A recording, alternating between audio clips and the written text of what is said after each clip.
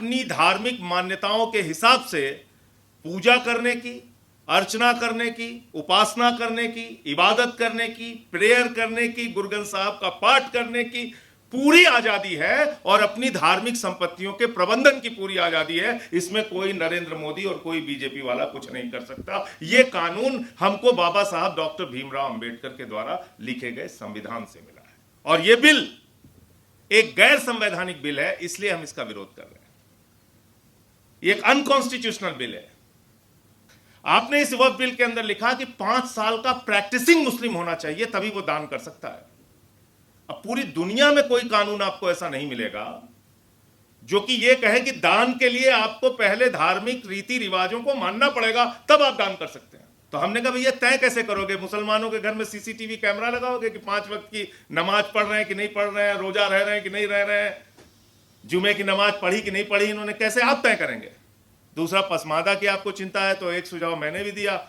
मैंने कहा भाई अगर आप ये चिंता आपको है तो ये चिंता आपको हिंदुओं के लिए भी सतानी चाहिए और देश के 80% दलित, आदिवासी, पिछड़ा और महिलाओं को हिंदू संस्थानों के पुजारी बनाओ, कमेटियों में रखो, उनके बोर्ड में शामिल करो, तब आप बात करो। ये इस तरह की दोहरी बातें करने से फायदा नहीं है।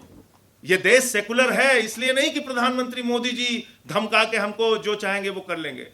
और इसका सबसे बड़ा उदाहरण यह है कि वक्फ बिल के खिलाफ 232 वोट पड़े, जिसमें सिर्फ 24 मुसलमान थे, बाकी सब हिंदू थे, सिख थे, ईसाई थे।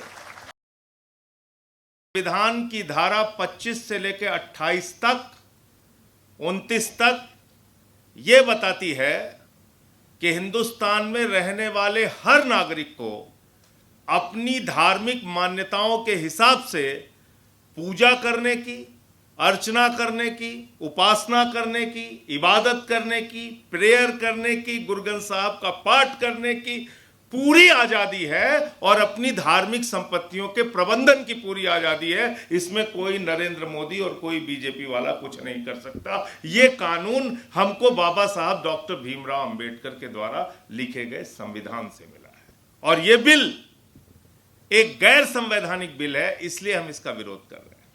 यह एक अनकॉन्स्टिट्यूशनल बिल है। और अभी सिन्हा साहब जब यहां पे बोल रहे थे, वो कह रहे थे कि एक प्रोपेगेंडा फैलाया गया इस बिल के लाने के पहले पूरे देश में। हिटलर के प्रचार सचिव का जिक्र भी उन्होंने किया। क्या क्या कहा गया? मैं जेपीसी का मेंबर था वक्फ कमेटी में,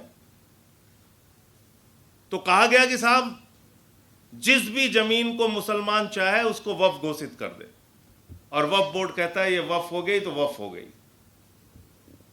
तो जब वक्फ बोर्ड के लोग आए वहां पे और सेंट्रल गवर्नमेंट के भी ऑफिसर बैठे हुए थे, तो हमने कहा कि ऐसा है क्या? कहने लगे नहीं साहब। हमने कहा तो क्या प्रक्रिया है?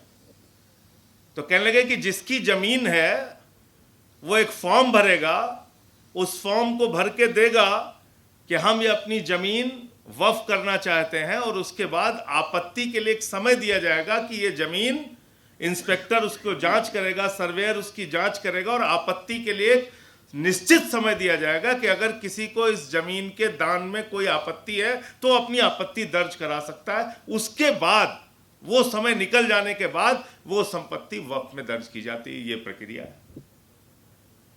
हमने कहा दूसरा, कह रहे हैं साहब ये 6 महीने के अंदर कागज देना होगा।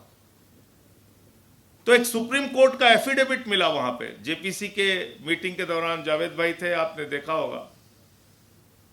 गवर्नमेंट ऑफ इंडिया ने, यानी कि भारत सरकार ने, नरेंद्र मोदी जी की सरकार ने 2022 में सुप्रीम कोर्ट में लिख के दिया है कि हिंदुस्तान की 99.2% संपत्ति ऑनलाइन हो चुकी है, वामसी पोर्टल पे इसको डाल चुके हैं, ये सारी जांच हो चुकी है, ये सब पंजीकृत हो चुकी है, और ये सारी की सारी प्रॉपर्टी रजिस्टर्ड है, इसके कागजात चेक किए जा चुके। तो हमने कहा फिर आपको क्यों कागज चाहिए?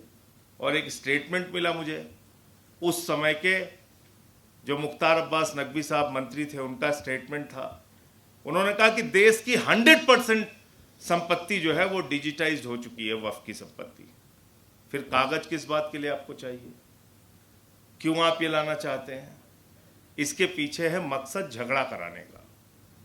100 साल पुराना, 150 साल पुराना, 300 साल पुराना किसी मंदिर का कागज भी आप मांग लेंगे, नहीं मिलेगा। मस्जिद का कागज मांग लेंगे, नहीं मिलेगा। किसी गुरुद्वारे का कागज मांग लेंगे, नहीं मिलेगा। चर्च का कागज मांग लेंगे, नहीं मिलेगा। तो आप इससे एक झगड़ा कराने की कोशिश कर रहे हैं ये कानून लाके कि आपको 6 महीने के अंदर कागज जमा करना पड़ेगा। दूसरी क्या खतरनाक बात इसमें लिखी है आपने इस वक्फ बिल के अंदर लिखा कि 5 साल का प्रैक्टिसिंग मुस्लिम होना चाहिए, तभी वो दान कर सकता है। अब पूरी दुनिया में कोई कानून आपको ऐसा नहीं मिलेगा जो कि ये कहे कि दान के लिए आपको पहले धार्मिक रीति रिवाजों को मानना पड़ेगा, तब आप दान कर सकते हैं। यह अद्भुत कानून हमारे प्रधानमंत्री नरेंद्र मोदी जी लेके आए हैं। कह रहे दान करना है तो 5 साल के लिए आप प्रैक्टिसिंग मुस्लिम बनो। तो हमने कहा भैया तय कैसे करोगे? मुसलमानों के घर में सीसीटीवी कैमरा लगाओगे कि 5 वक्त की नमाज पढ़ रहे हैं कि नहीं पढ़ रहे हैं, रोजा रह रहे हैं कि नहीं रह रहे हैं, जुमे की नमाज पढ़ी कि नहीं पढ़ी, इन्होंने कैसे आप तय करेंगे? और मैंने यहां पे, मैं फिर दोहरा रहा हूं, मैंने जो वहां पे कहा फिर से यहां कह रहा हूं, मैंने कहा कि कोई आदमी हिंदू धर्म का मानने वाला हो, कोई आदमी सिख धर्म का मानने वाला हो, ईसाई धर्म का मानने वाला हो, इस्लाम धर्म का मानने वाला हो, या किसी भी धर्म को ना मानता हो, नास्तिक हो, उसको भी दान करने से आप कतई रोक नहीं सकते हैं। दान होता है अपनी जमीन का, अपनी प्रॉपर्टी का, कोई भी आदमी कर सकता है। तो ये आपने एक कानून इसमें जबरदस्ती का डाल दिया। दूसरा, उनको वक्फ बोर्ड के आमदनी की बड़ी चिंता है आप लोगों की कि साहब वक्फ बोर्ड की आमदनी नहीं हो रही है, और सच्चर की कमेटी की रिपोर्ट में कहा गया है कि 12,000 करोड़ रुपए की आमदनी हो सकती है अगर इसका सही ढंग से इस्तेमाल किया जाए वक्फ प्रॉपर्टीज का। तो मैंने कहा भाई ज्यादा मेहनत मत कीजिए, आप सिर्फ एक अडानी को पकड़ के लेके आइए, वो नीरव मोदी को पकड़ के लेके आइए, 20,000 करोड़ रुपए उससे वसूलिए और 12,000 करोड़ रुपए आप वक्फ बोर्ड को दे दीजिए, 8,000 करोड़ आप अपने पास रख लीजिए। लेकिन सच्चर कमेटी की रिपोर्ट इतनी सीमित नहीं है, उसको बहुत छोटा करके दिखाया जा रहा है। मैं चाहता हूं जो लोग वक्फ पे बात कर रहे हैं वो सच्चर कमेटी की भी रिपोर्ट पढ़ें, और उस सच्चर कमेटी की रिपोर्ट में यह भी लिखा हुआ है कि हिंदुस्तान के अलग अलग राज्यों में, चाहे वो दिल्ली हो, राजस्थान हो, उड़ीसा हो, मध्य प्रदेश हो, करीब करीब 363 ऐसी प्रॉपर्टी है, 363 ऐसी संपत्तियां हैं जहां सरकार ने वक्फ की जमीन पे कब्जा कर रखा है, जहां सरकार ने वक्फ की जमीन पे कब्जा कर रखा है। तो आप उन जमीनों को खाली कराइए, ये भी सच्चर कमेटी की रिपोर्ट में लिखा गया है। तो हमने कहा ये आप क्यों नहीं बताते? फिर कहने लगे हमें पसमादा की बड़ी चिंता है, मुस्लिम महिलाओं की बड़ी चिंता है। मैंने कहा इसमें तो कहीं रोक है ही नहीं कि मुस्लिम महिलाएं मेंबर नहीं बन सकती, वो पहले से ही है। दूसरा, पसमादा की आपको चिंता है तो एक सुझाव मैंने भी दिया, मैंने कहा भाई अगर आप ये चिंता आपको है तो ये चिंता आपको हिंदुओं के लिए भी सतानी चाहिए, और देश के 80% दलित, आदिवासी, पिछड़ा और महिलाओं को हिंदू संस्थानों के पुजारी बनाओ, कमेटियों में रखो, उनके बोर्ड में शामिल करो, तब आप बात करो। ये इस तरह की दोहरी बातें करने से फायदा नहीं है। दो तरफा आप चाल चलेंगे ये ठीक नहीं है, और दो तरफा चाल हो रही है इस देश में। दो तरह के कानून का नजरिया है इस देश में। एक अली खान महमूदाबाद के मामले में है और एक विजय शाह के मामले में है। और मैं अदीब साहब से कहना चाहता हूं, आप कोई पोस्ट लिखते हैं आप कठिन अंग्रेजी में मत लिखा कीजिए। कठिन अंग्रेजी में लिखेंगे तो मुश्किल हो जाएगी। साफ साफ हिंदी में लिखिए, उर्दू में लिखिए, उसका हो सकता है ट्रांसलेट करा लें। अंग्रेजी का तो भाटिया मैडम ने बता दिया कि हम उठा के जेल में डाल देंगे अगर कठिन अंग्रेजी लिखोगे तो ये हो रहा है। तो मैं सिर्फ ये कहना चाहता हूं कि तानाशाही से जिस तरह से इस देश को चलाने की कोशिश की जा रही है वो ठीक नहीं है। और कई बार हमारे साथी जब इस बात को कहते हैं कि 1947 में हमने ये फैसला लिया यहाँ रुकने का, वो सुन के मुझे बहुत दुख होता है। कृपा करके ये कहना बंद कीजिए, ये आपका मुल्क था, है और रहेगा, इसमें कोई भी ये बात करने की ज़रूरत नहीं। क्योंकि ये बात जब मैं सुनता हूँ तो मुझे बहुत दुख होता है। मैंने अपने कई मुस्लिम साथियों से शेयर भी इस बात को किया। मैंने कहा ये क्यों कहते हो कि हमने 47 में निर्णय लिया और सोचा और समझा। रहे भाई, ये आपका मुल्क है, आपने निर्णय क्यों लिया? आपके बाप दादा, आपके पुरखे यहाँ पे रहे, यहाँ पैदा हुए आप,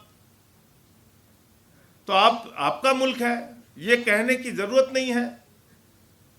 ये देश सेकुलर है, इसलिए नहीं कि प्रधानमंत्री मोदी जी धमका के हमको जो चाहेंगे वो कर लेंगे, या बीजेपी जो चाहेगी वो कर लेगी, या आरएसएस जो चाहेगी वो कर लेगी।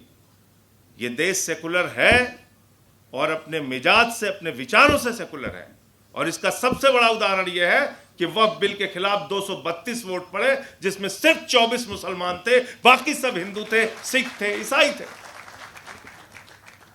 95 वोट राज्यसभा में पड़े, जिसमें मुश्किल से 5 और 6 मुसलमान रहे होंगे, बाकी सब हिंदू थे, सिख थे, ईसाई थे।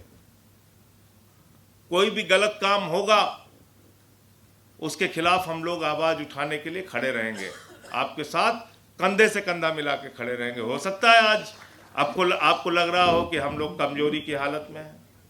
होता है राजनीति में, कभी किसी की संख्या ज्यादा हो गई, इसका मतलब क्या है? मैदान छोड़ के भाग जाएंगे? बिल्कुल भागेंगे नहीं। आंख में आंख मिला के इनसे लड़ाई लड़ेंगे, अपने हक के लिए, संविधान के लिए, जायज बातों के लिए। उसमें पीछे हटने की कोई आवश्यकता नहीं है। तो इसलिए मुझे लगता है ये कहना बिल्कुल बंद करना चाहिए कि हमने 47 में फैसला लिया। ये आपका ही मुल्क है, आपने क्या फैसला लिया? आपका मुल्क है ये, और ये एक सेकुलर मुल्क है। ये संख्या बल का खेल तो बदलता रहता है। अभी पूरे देश ने दिखाया ना, पहलगाम के बाद, पहलगाम की घटना के बाद पूरे हिंदुस्तान ने दिखाया कि हिंदुस्तान एक सेकुलर मुल्क है। पहलगाम की घटना के बाद कश्मीर के गलियों में, मोहल्लों में, गांवों में, लाल चौक तक में प्रदर्शन हुआ और सबने कहा ये निंदनीय घटना है, इसकी हम भर्त्सना करते हैं, हम इसके खिलाफ हैं। और रो रो के लोगों ने इस बात को कहा। अभी आपने ऑपरेशन सिंदूर शुरू किया, पूरे देश के मुसलमान आपके साथ खड़े हुए। मस्जिदों में उन्होंने ऐलान किया कि हम इस मामले में भारत की सरकार के साथ हैं। सर्वदलीय बैठक में हमने कहा कि हम साथ में हैं। हाँ, मार्केटिंग करने के लिए हम साथ में नहीं हैं।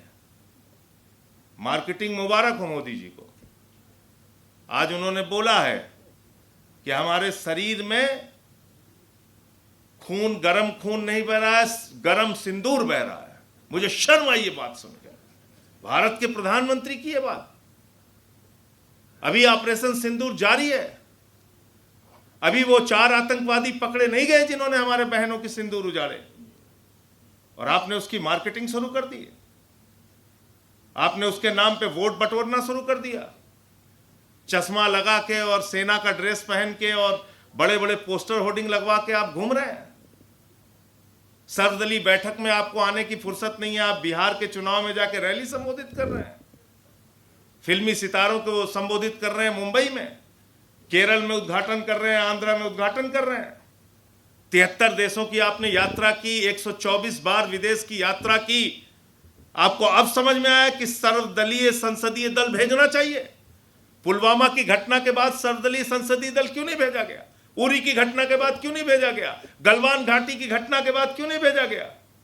क्योंकि तब आपको लग रहा था कि 3 बार दिन में सूट बदल के और विदेशों में जा जाके घूमेंगे और कुंभ के मेले में बिछड़े हुए भाई की तरह गले मिलते रहेंगे, तो इससे बहुत अच्छी विदेश नीति हो जाएगी। विदेश नीति इससे नहीं होती है। विदेश नीति होती है कि जब आप अपने देश के अंदर ऐसा माहौल बना के पैदा करते हैं जिससे पूरी दुनिया आपकी तरफ देखे और आपके समर्थन में खड़ी हो, तब वो उसमें आपको सफलता मिलती है। तब आपकी आवाज में दम होता है, तब आपकी आवाज में दम होता है।